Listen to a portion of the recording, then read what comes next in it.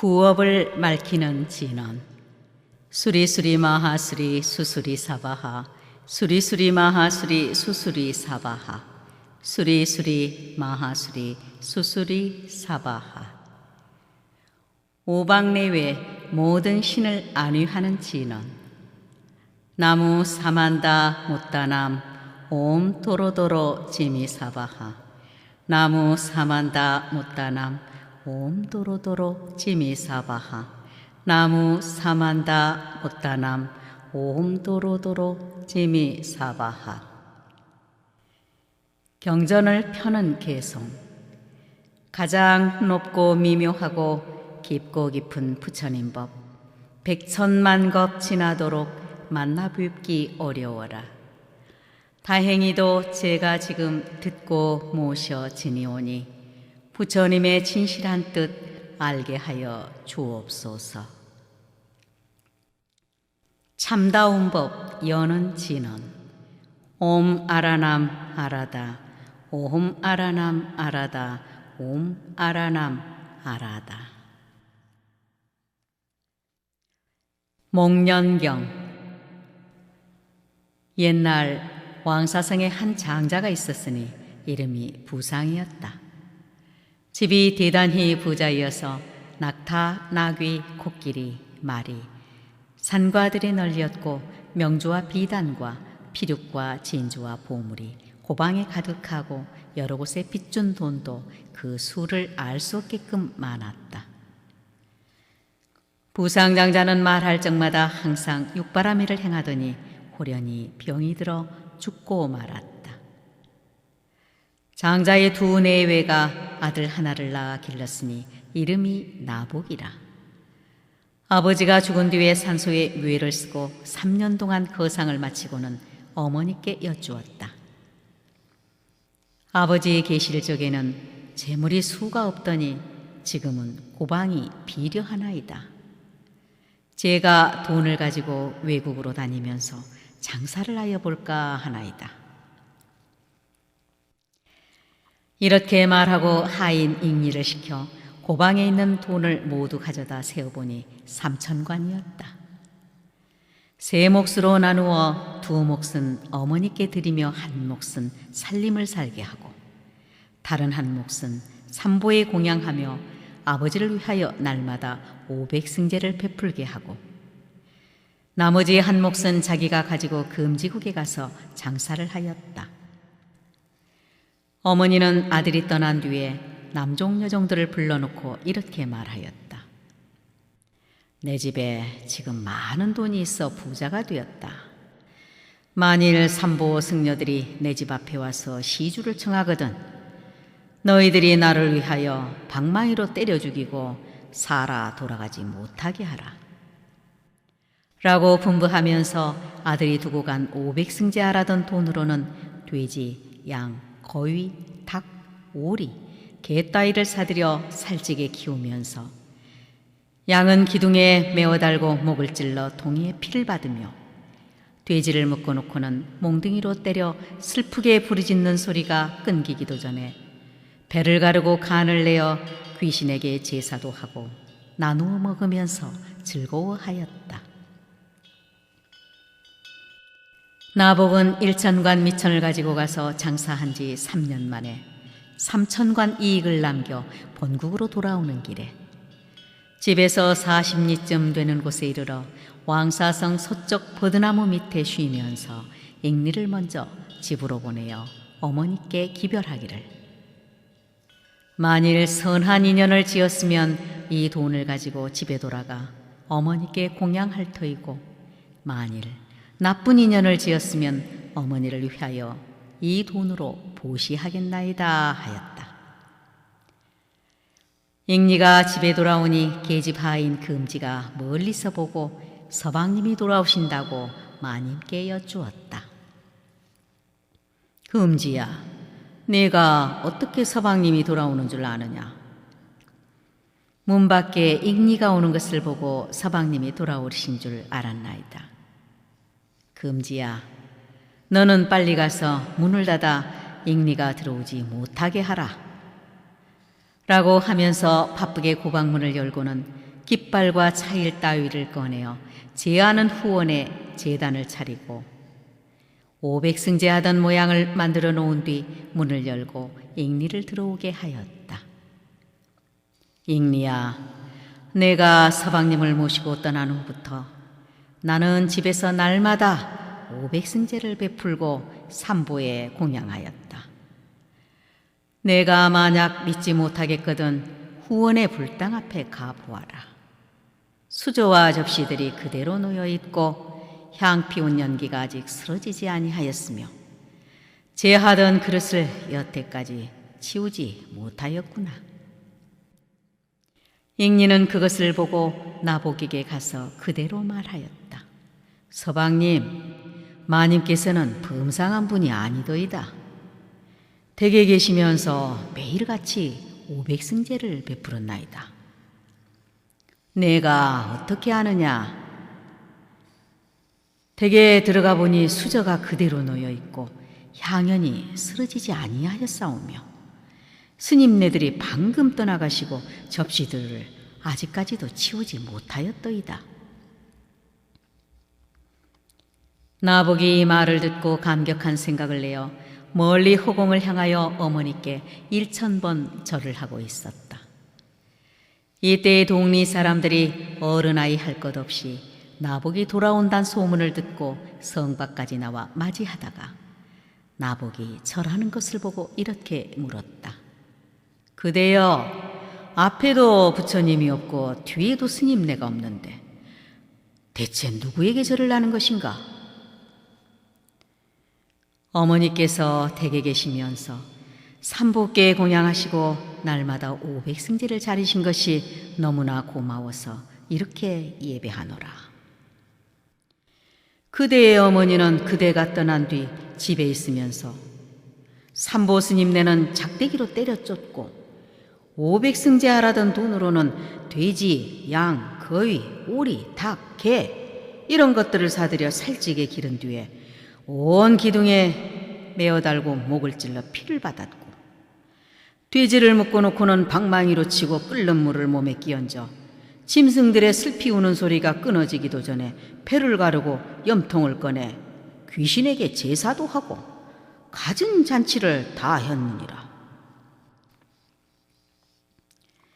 나복이 이 말을 듣고는 몸을 솟아 땅에 떨어지니 털구멍마다 피가 흐르며 혼도하여 땅에 누워 오래도록 깨어나지 못하였다. 어머니가 아들이 돌아온다는 말을 듣고 성 밖에 나와 영접하다가 아들이 땅에 거꾸러져 일어나지 못하는 것을 보고는 아들의 손을 잡고 이렇게 말하였다. 너는 나의 맹세하는 말을 들어라. 강물이 넘실넘실하는데 위에는 물결이 흐르듯이 사람을 도와주는 이는 적고 남을 흠피하는 이가 많았느니라. 내가 만일 내가 떠나간 후부터 너를 위하여 날마다 500승제를 차리지 아니하였다면 내가 금방 집에 돌아가는 대로 곧 중병이 들어 이래 안에 죽어서 아비지옥에 떨어질 것이다. 나복은 어머니의 맹세하는 말을 듣고 일어나 집에 돌아갔더니 어머니가 호련히 중병이 들어 불과 7일 만에 죽고 말았다. 나복은 어머니 산소 곁에서 상막을 꾸미고 3년 동안 거묘살이를 하면서 낮에는 소매에 흙을 담아 어머니의 무덤을 돋우고 밤에는 대승경전을 읽는 소리가 끊어지지 아니하였다. 그때에 9빛깔 사슴이 나타나오고 흰 학이 상서를 나타내며 까마귀는 눈에서 피가 흐르고 온갖 새들은 흙을 물어와 무덤을 힘껏 보태었다. 나복은 새가 흙을 물어오는 것을 보고 환희한 마음을 내어 솜씨 있는 화공을 청하여 불상을 조성하여 모시고 3년 동안 공방하다가 그 상을 마치고는 무덤에 하직하고 물러갔다. 나복은 그 길로 기사굴 산중에 가서 부처님을 비웃고 이렇게 여쭈었다. 세존이시여, 저는 지금 부모가 구모라고 3년상을 마치었사오매 부처님을 따라 출가하려 하옵나니 어떠한 공덕이 있나이까? 잘했구나 나보가. 남선부주 사람이 한 아들이나 한 딸이나 남종이나 여종 하나를 출가시키면 부도나 보탑을 8만 4천 개 조성하는 것보다 공덕이 수승하여 살아있는 부모는 100년 동안 복락을 누릴 것이요 7대의 선망모는 극락세계에 태어나거든. 하물며 자신이 보리심을 바람일까 보냐 하시고 안안을 시켜 머리를 깎아주고 정수리를 어루만져 수기하시며 큰 목건년이라고 이름을 지어주시었다. 세존이시여, 보배로 쌓은 탑이 크고 많으면 그 공덕이 어떠하나이까? 목련아, 보탑이 높고 크고 층계마다 처마가 마주다 범천까지 이르더라도 100년 뒤에는 부처님 얼굴에 비가 새어 나중에 다시 주의를 얻게 되거니와 출가한 공덕은 금강과 같아 무너지지 않는 몸을 얻나니라. 세존이시여, 저는 지금 세존을 하지가 없고 산에 들어가 도를 배울까 하나이다. 목련아, 내가 도를 닦으려거든 다른 데 가지 말고 기사굴산 중에 가서 도를 닦아라. 세존이시여, 산중에 무슨 양식이 있사와 도를 배울 수 있겠나이까?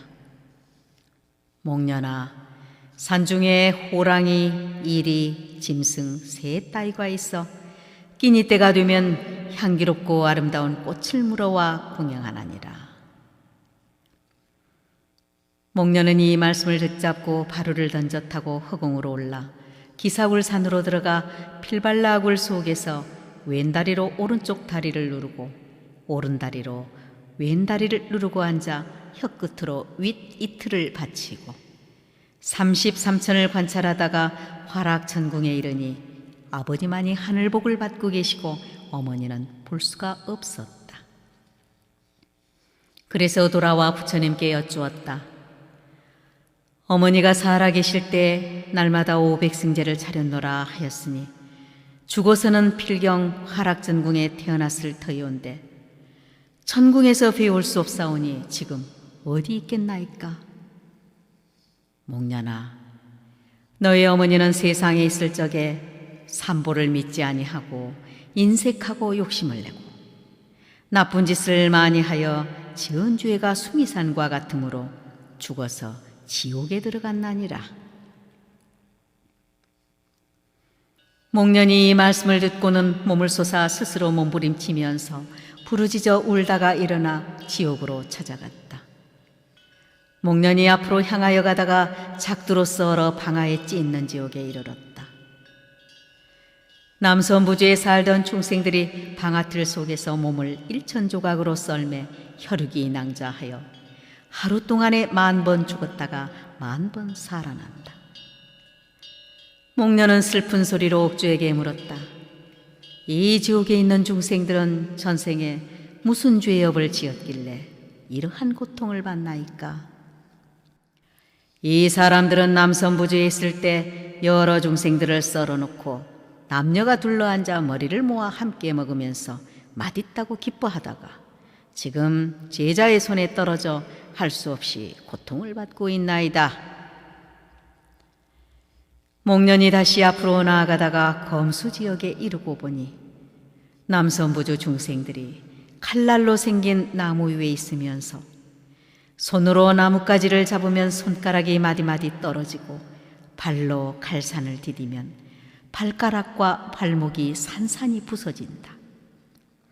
목련이 슬픈 소리로 옥주에게 물었다.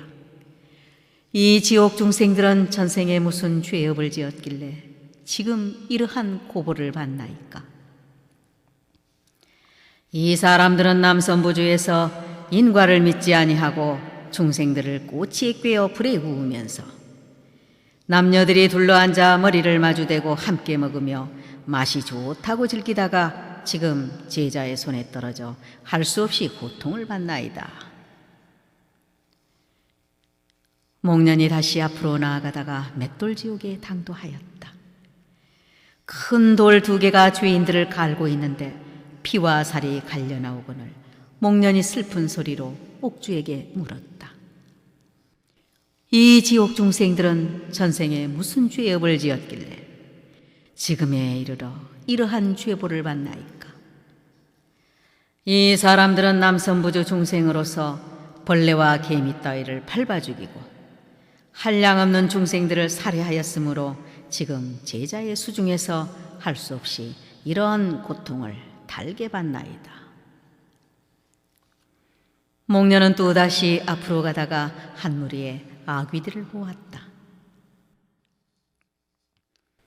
머리는 태산 같고 배는 수미산 같고 목구멍은 바늘구멍 같은데 걸음을 걸을 적마다 500개의 깨어진 수레바퀴 소리가 난다. 목련은 아귀에게 물었다. 너희들은 전생에 무슨 죄업을 지었느냐? 우리들은 전생에 어떤 이가 죽은 이를 위하여 제를 차리는 것을 방해하고 산보를 공경치 아니한 죄로 오랜 세월에 장이나물의 이름도 듣지 못하며 음식은 맛도 보지 못하게 되어 이런 고보를 받나이다. 목련은 또 앞으로 나아가다가 잿물지옥에 이르렀다. 여러 남선부주 중생들이 양잿물강에서 헤매며 물결을 따라다니니 온몸이 부르트고 타곤한다.